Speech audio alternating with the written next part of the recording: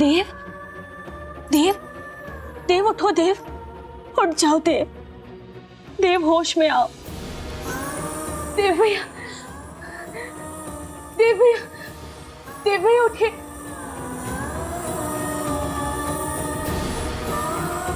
देव उठ जाओ देव, मेरे लिए उठ जाओ।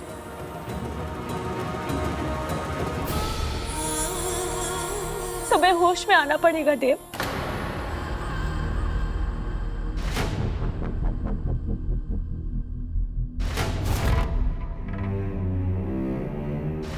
दामिनी,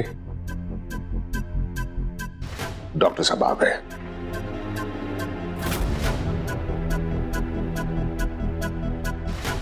डॉक्टर साहब देखिए ना क्या हालत हो गई है मेरे बच्चे की। आप चेकअप कर लीजिए। जी। रुक जाइए, कोई देव को हाथ नहीं लगाएगा। अरे दुर्गा, ये तुम क्या कह रही हो? ये डॉक्टर गुप्ता है, गुरदासपुर के नंबर 1 डॉक्टर हैं। हमारे देव का इलाज करने आए हैं। कोई जरूरत नहीं है, मुझे अच्छे से पता है कि आपके डॉक्टर्स कैसे इलाज करते हैं। क्या कहना क्या चाहती हो तुम? वही जो आप समझ रहे हैं। अरे हम तो समझ रहे हैं, लेकिन क्या तुम भी समझ रही हो? तुम्हें क्या लगता है तुम अकेली हो इस घर में जिसे देव की फिक्र है? माता रानी मेहर करे। हमारे बच्चे देव की हालत क्या हो गई है? हाँ भाई साहब, और ये हालत किसने बनाई है? इस लड़की ने। पहले तो देव की ये हालत कर दी और अब उसके इलाज में भी अड़ंगा डाल रही है। अरे मार ही देगी क्या इसे?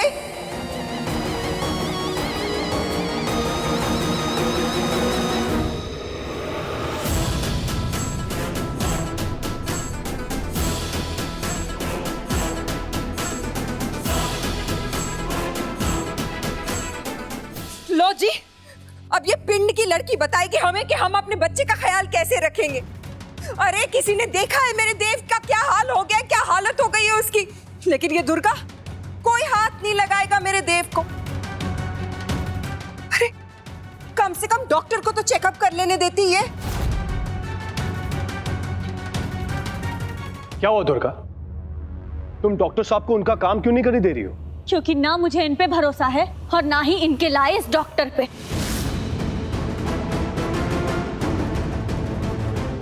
हाय हाय, तुम मम्मी जी से ऐसे कैसे बात कर रही हो? समर्थ बेटा, सुना तूने ये क्या कह रही है? दिन रात मेरे दिल में एक ही ख्याल रहता है, इस घर के लोगों की भलाई। उसने ऐसा इल्जाम लगा दिया मुझे। क्या कह रही है ये लड़की? तू होती कौन है ये बोलने वाली कि तुझे मम्मी जी पर भरोसा नहीं है?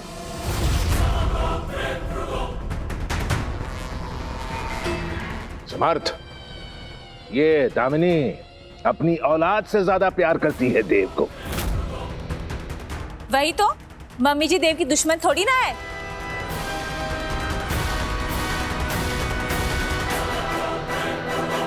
दामिनी, इस लड़की ने बहुत वक्त जाया कर दिया है, अब ज्यादा टाइम वेस्ट नहीं करेंगे।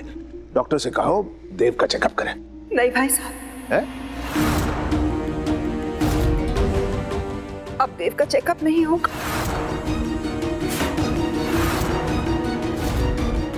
क्या बोल रही हो दामिनी? अब ना कुछ भी होने से पहले इस डॉक्टर के बारे में चेक होगा। तारा, आयुष, तुम दोनों नेट पे चेक करो, पता करो कि डॉक्टर रमेश गुप्ता गुरदासपुर के सबसे बड़े डॉक्टर हैं या नहीं।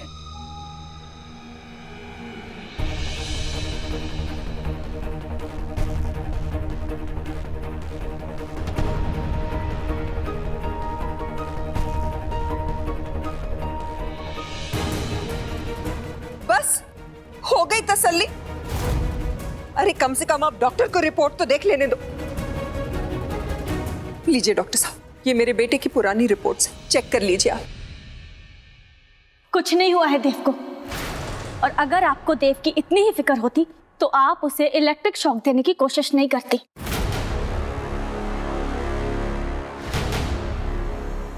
मैंने क्या कहा था तुमसे दुर्गा? जिम्मेदारी लेना आसान होता है लेकिन उसे निभाना बहुत मुश्किल होता है। मानती हूं कि मैंने देव को इलेक्ट्रिक शॉक्स दिलवाए और आज भी दिलवाने की कोशिश की, लेकिन ये सब मैंने सिर्फ और सिर्फ उसकी भलाई, उसकी बेहतरी के लिए की है। अरे आज भी तुम निकल के घूमने चली गई थी और दोबारा देव को वैसे ही दौरे पड़ने लगे। अरे ऐसे में अगर वो अपने आप को या किसी और को नुकसान पहुंचा देता तो जिम्मेदारी कौन लेता?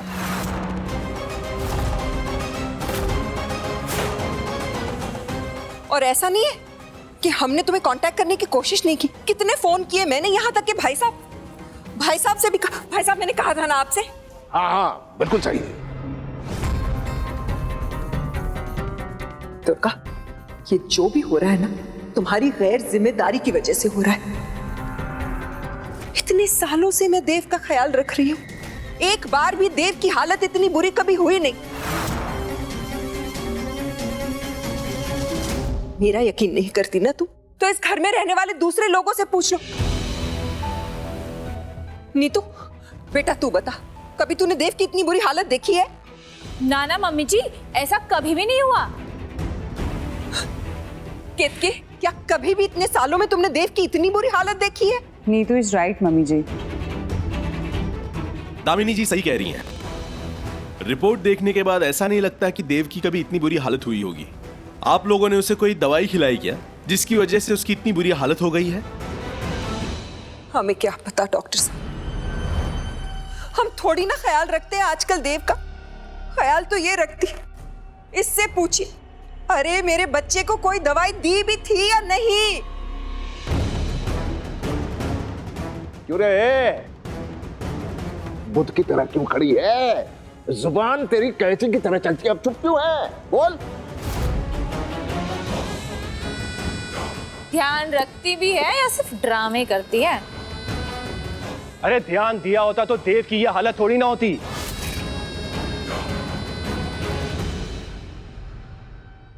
अब तुम याद करके बताओ कि देव ने कोई उल्टी सीधी दवाई तो नहीं ली थी? बताओ दुर्गा, आजकल देव का खाना पीना सब कुछ तुम ही तो देख रही हो ना।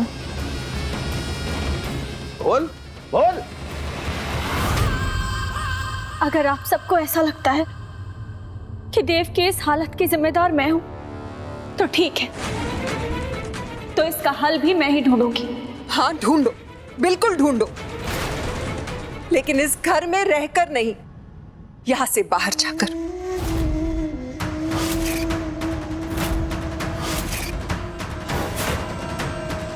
चलो चलो भाई, जाओ यहां से, अरे जाओ।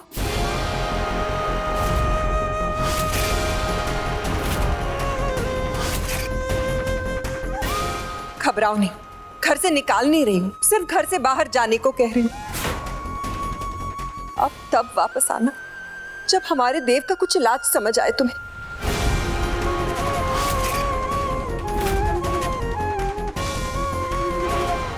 माता रानी मेहर करे। सही कह रही हो दामिनी, जिसने रायता फैलाया है साफ भी वही करेगा।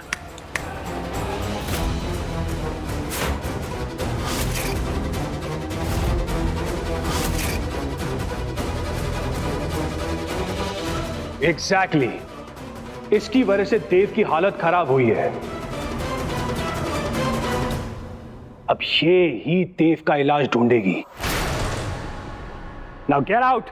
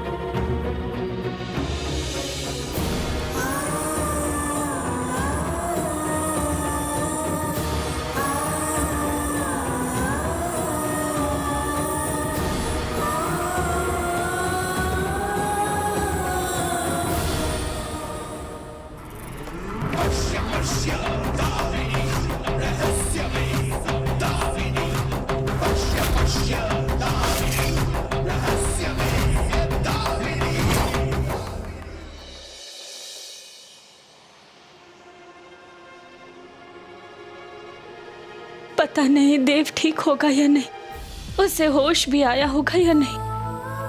हे माता रानी, मेरे देव की रक्षा करना, उसे ठीक करने का कोई रास्ता दिखा माँ, उसे ठीक करने का कोई रास्ता दिखा।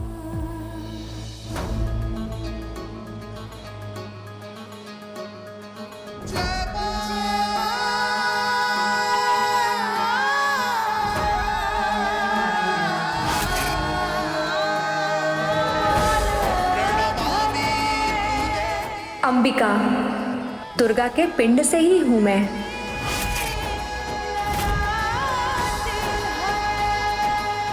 अंबिका, आप? तुम रो क्यों रही हो? कुछ नहीं, बस थोड़ी परेशान हूँ।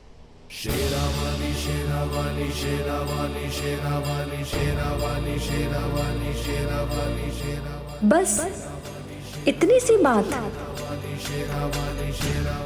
पता है, मैं जब भी परेशान होती हूँ ना, तो सीधा माँ के दरबार जाती हूँ।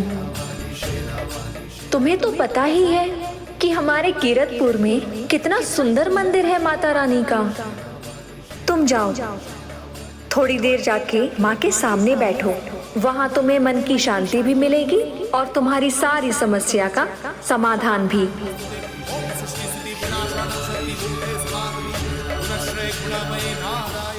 पर मैंने तो आपको कीरतपुर में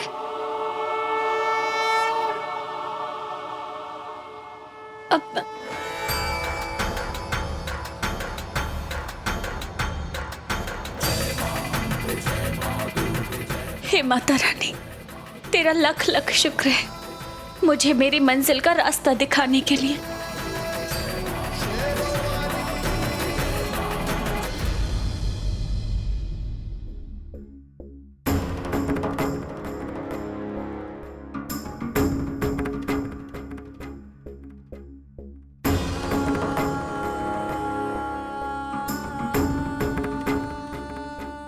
पुरोहित बाबा।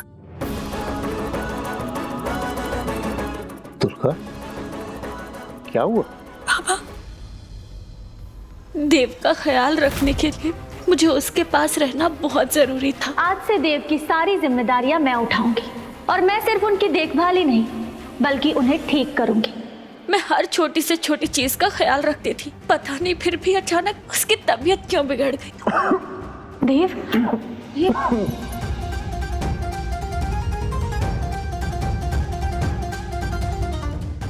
बाबा, बाबा, मुझे बहुत बड़ी गलती हो गई बाबा। देव की इस हालत की जिम्मेदार मैं ही हूँ। पता नहीं क्यों मैंने भरोसा कर लिया। देव की सारी जिम्मेदारी मैंने ही ली थी, मैं सब कुछ अपने हाथों से कर रही थी। बस पानी। दुर्गा, देव को पानी कौन दे रहा था? बाबा, घर में काम करने वाली निम्मो। बाबा, देव को बचा लीजिए, कोई उपाय, कोई रास्ता बताइए बाबा। रो मत दुर्गा, गलती तुम्हारी नहीं है।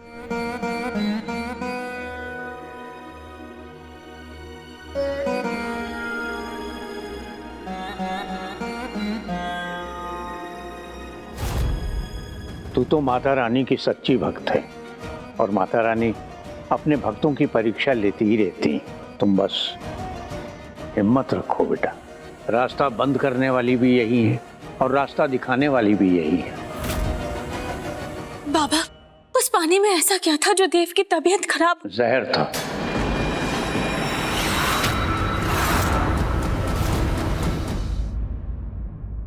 देव को जो पानी दिया जा रहा था उसमें जहर था। हाँ, अब क्या करूं बाबा? कैसे मैं देव के जहर को कम करूं? बताइए ना। फिक्र मत करो, जैसे लोहा लोहे को काटता है वैसे इस पानी का काट भी पानी ही है। एक रास्ता है। हाँ, कौन सा रास्ता बाबा? बताइए ना। ये रास्ता आसान नहीं है दुर्गा, बहुत से खतरों का सामना करना पड़ेगा। इसमें तुम्हारी जान भी जा सकती है। मैंने अपनी जान तो उसी दिन देव के नाम कर दी थी जिस दिन उसने मेरी मांग में सिंदूर भरा था। बाबा, मैं देव की जान बचाने के लिए किसी भी खतरे से लड़ सकती हूँ।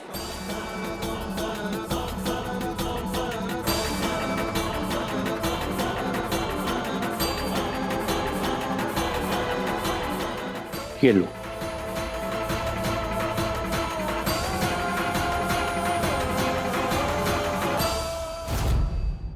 ये तो खाली है। ये क्या है बाबा? मेरे साथ हो।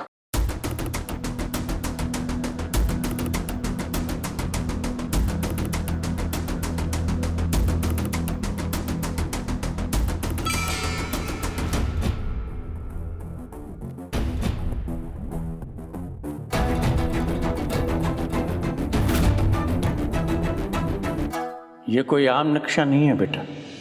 ये रास्ता कीरतपुर के जंगलों की भूल भुलैयों से गुजरता हुआ गंगा बावड़ी तक जाता है, और गंगा बावड़ी का दिव्य जल पीने से ही देव ठीक हो पाएगा। लेकिन बेटा, वहां तक पहुंचना कोई बच्चों का खेल नहीं है। मैं अपने पति की जान बचाने के लिए किसी भी मुसीबत का सामना कर सकती हूँ। बस मुझे देव को बचाना है, चाहे उसकी कीमत मेरी जिंदगी ही क्यों ना हो। ये नक्शा सिर्फ सूर्य की रोशनी में ही दिखेगा, यानी सूर्योदय से लेकर सूर्यास्त तक। उसके बाद ये दिखना बंद हो जाएगा। गंगा बावड़ी पहुंचने के लिए 3 पड़ाव पार करने पड़ते हैं, और ये पड़ाव तुम्हें दिन के रहते रहते ही पार करने होंगे। नहीं तो सूर्यास्त के बाद तुम उस भूल भुलैया में फंस के रह जाओगी, और फिर वहां से कभी नहीं निकल पाओगे।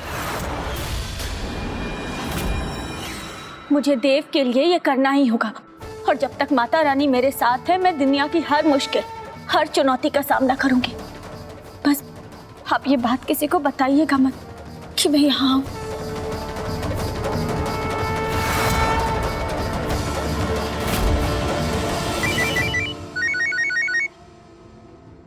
हेलो तारा, मैं दुर्गा। देव की तबीयत कैसी है? उसे होश आया? नहीं, देव भैया की तबीयत तो और भी खराब होती जा रही है। तारा, मेरे देव से बात करवाओ। मैंने आपको बताया ना, देव भैया होश में ही नहीं है। आपको ऐसे डॉक्टर को देव भैया को इलेक्ट्रिक शॉक देने से नहीं रोकना चाहिए था। तारा, मेरी बात का यकीन करो, देव को इलेक्ट्रिक शॉक देने की कोई जरूरत नहीं थी। मैं चाहते हुए भी आपका यकीन नहीं कर सकती, क्योंकि सच्चाई तो यही है ना कि मेरे देव भैया की हालत पहले कभी भी इतनी खराब नहीं हुई। तारा, मैं तुमसे वादा करती हूँ, मैं देव को ठीक कर दूंगी। तुम बस एक बार मेरी उससे बात करवा दो। फोन स्पीकर पे डालो। अच्छा ठीक है, फोन स्पीकर पे, बात कर लीजिए। देव, तुम फिक्र मत करो, मैं तुम्हें ठीक कर दूंगी। तुम जल्दी ठीक हो जाओगे, और फिर मैं तुम्हें छोड़कर कभी नहीं जाऊंगी। मैं कल सुबह गंगा बावड़ी जा रही हूँ तुम्हारे लिए दिव्य जल लेने। पुरोहित बाबा ने कहा है, दिव्य जल पीते ही तुम फौरन ठीक हो जाओगे।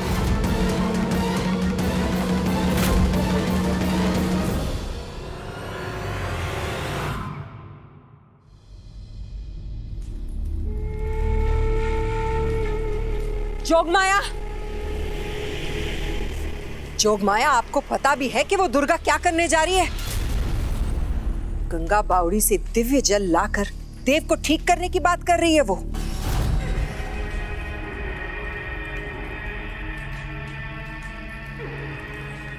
आज तक लोगों ने गंगा बावड़ी का नाम सुना है, लेकिन देखा किसी ने नहीं।